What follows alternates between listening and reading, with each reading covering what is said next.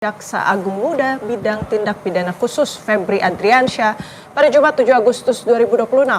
Ini bakal menjadi pemeriksaan Febri pertama kalinya usai ditetapkan sebagai tersangka dugaan tindak pidana pencucian uang dan ditahan di rumah tahanan Komisi Pemberantasan Korupsi.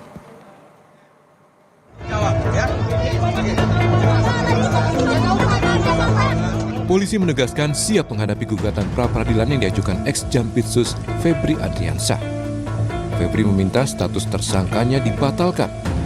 Kabak Ops Kortas Tipikor Polri, Kombes Ahmad Yusuf bilang pengajuan pra-peradilan dilakukan Febri Adriansyah sah dan diperbolehkan secara hukum. Dia menegaskan Kortas Tipikor Polri siap menghadapi gugatan pra-peradilan yang diajukan kuasa hukum ex-Jampitsus. Dipersilakan. Pasal 1 angka 15 KUHP memberikan batasan bagi pihak yang dapat mengajukan keberatan melalui mekanisme pra-peradilan. Kortas Tipikor Polri siap menghadapi gugatan pra-peradilan tersebut, kata Kabak Ops Kortas Tipikor Polri, Kombes Ahmad Yusuf. Sebelumnya tim kuasa hukum ex-Jampitsus Febri Adriansyah menggugat Kejagung dan Kortas Tipikor Polri ke pra-peradilan terkait proses penggeledahan, penetapan tersangka hingga penahanan ex-Jampitsus. Tim mendaftarkan 2 gugatan, yaitu meminta Pengadilan Negeri Jakarta Selatan akan surat penetapan tersangka dan surat penahanan tanggal 24 Juli 2026 bersifat tidak sah.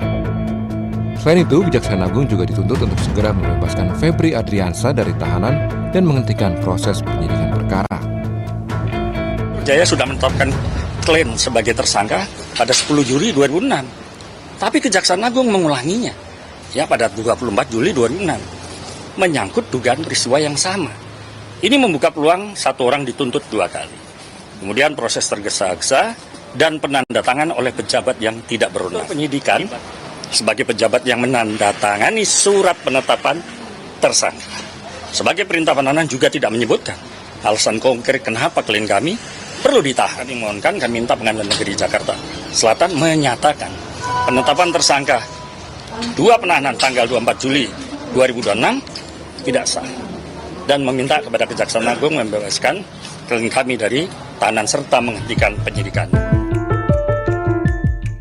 Kasus korupsi dan TPPU ex-Jampitsus Febri Adriansyah terkuak setelah Kortas Tipikor Polri melakukan penggeledahan serentak di sejumlah titik, salah satunya di Cafe The Clan. Dari kafe ini, Kejagung menyita uang ratusan miliar rupiah pada 8 Juli 2026. 9 Juli dini hari, penyidik Kortas Tipikor juga menggeledah rumah pribadi ex-Jampitsus di Sentul dan menemukan uang ratusan miliar rupiah dan emas 74 kg. 11 Juli 2026, setelah merilis jumlah barang bukti, baik emas dan uang hasil penggeledahan, Kortas Tipikor Polri menggandeng Kejagung dan Komisi 3 DPR, menetapkan ex-Jampitsus Febri sebagai tersangka. Hingga akhirnya kasus penyidikan ini dilimpahkan dari Kortas Tipikor ke Kejagung. 24 Juli, penyidik Kejagung memeriksa Febri untuk pertama kalinya, hingga menetapkan Febri sebagai tersangka kasus TPPU dan ditahan di rutan KPK. 4 Agustus, Jaksa Agung menghentikan Febri Adriansyah sebagai jaksa. Bukti melimpah termasuk lebih dari 70 kg emas sudah didapat penyidik. Meski demikian, Kejagung belum mengungkap siapa pemilik bukti emas itu. Kata Kejagung, hal itu akan diungkap di persidangan. Tim Liputan, Kompas TV.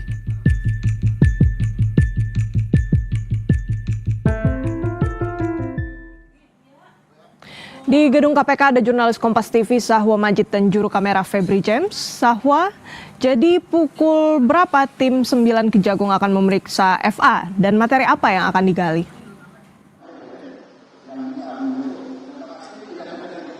Ya, Renata dan juga saudara, berdasarkan informasi yang diterima oleh Kompas TV, tim dari tim 9 Kejaksaan Agung diperkirakan akan datang di gedung KPK ini sekitar pukul 1 siang. Namun, kendati demikian, berdasarkan informasi yang diterima, nantinya Febri Adriansyah akan dibawa dari rutan KPK menuju lobi KPK dan akan dibawa ke atas untuk dilakukan pemeriksaan.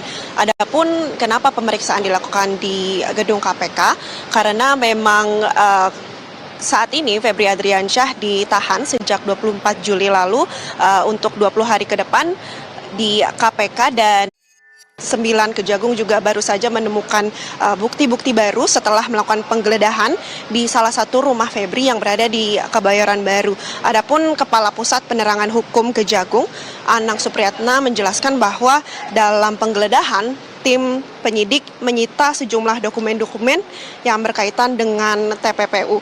Tak hanya itu, sebelumnya juga sebelum dilakukan penggeledahan, Kejagung juga telah memeriksa hingga mencapai 24 saksi dalam kasus tindak pidana pencucian uang ini. Dan para saksi itu antaranya ada Ferry Hong Kiriawang dan Tan Kian dan juga Nurman Herin yang sudah ditetapkan menjadi tersangka. Dan hingga saat ini kami masih menunggu perkembangan dari kapankah Febri Adriansyah akan dibawa ke lobi dan juga menuju di atas untuk dilakukan pemeriksaan lebih lanjut oleh Kejaksaan Agung. Renata. Baik, Sahwa, terkait dengan agenda pemeriksaan hari ini, apakah nantinya kuasa hukum dari Febri Adriansyah juga akan turut mendampingi FA dalam pemeriksaan oleh tim 9 Kejagung, Sahwa? Ya, Renata dan juga saudara, untuk tim dari tim kuasa hukum Febri Adriansyah saat ini masih dilakukan konfirmasi lebih lanjut apakah nantinya tim kuasa hukum akan mendampingi Febri dalam pemeriksaan ini, karena diketahui juga sebelumnya tim kuasa hukum juga sempat mengajukan pra peradilan begitu. Dan hingga saat ini yang ditunggu-tunggu adalah tim 9 untuk hadir di gedung KPK ini dan akan melakukan pemeriksaan lebih lanjut terkait tindak pidana pencucian uang. Begitu, Renata. Oke, baik. Kita nantikan bagaimana kelanjutan dari pemeriksaan hari ini, dijadwalkan pada pukul 1 di Gedung Merah Putih KPK. Terima kasih banyak laporan lengkapnya jurnalis Kompas TV, Sahwa Majid, dan juru kamera Febri James langsung dari KPK. Gugatan penetapan tersangka lewat pra-peradilan adalah hak setiap tersangka, termasuk yang dilakukan ex-Jampitsus Febri Adriansyah. Apa yang bisa dilakukan Polri dan Kejagung untuk bisa menang di pra-peradilan dan mengusut tuntas kasus ex-Jampitsus? Lalu bagaimana juga peluang Febri Adriansyah menang di pra-peradilan? Simak analisis Guru Besar Hukum Pidana Universitas Pelita Harapan, Jamin Ginting, dan Komisioner Kompolnas Yusuf Warshim. Kita harus memahami dulu tujuan daripada pra-peradilan itu.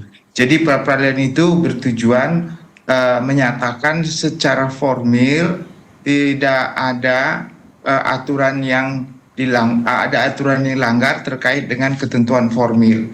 Nah, kalau penetapan tersangka dan penggeledahan yang menjadi satu ya permohonannya itu, maka fokus daripada kuasa hukumnya adalah tidak cukup bukti, minimum 2 alat bukti untuk menyatakan bahwa adanya pelaku ini sebagai pelaku ditetapkan sebagai tersangka. Jadi 2 alat bukti. Sebenarnya dalam konteks pra-peradilan 2 alat bukti itu tidak ada nanti kaitannya dengan contohnya apakah barang itu ya dibuktikan secara mempunyai kualitas pembuktian milik si A atau si B atau si C. Jadi itu nggak masuk ke sana ranah sana. Dia cuma 2 alat bukti yang ada dalam ketentuan 235 di KUHP kita yang baru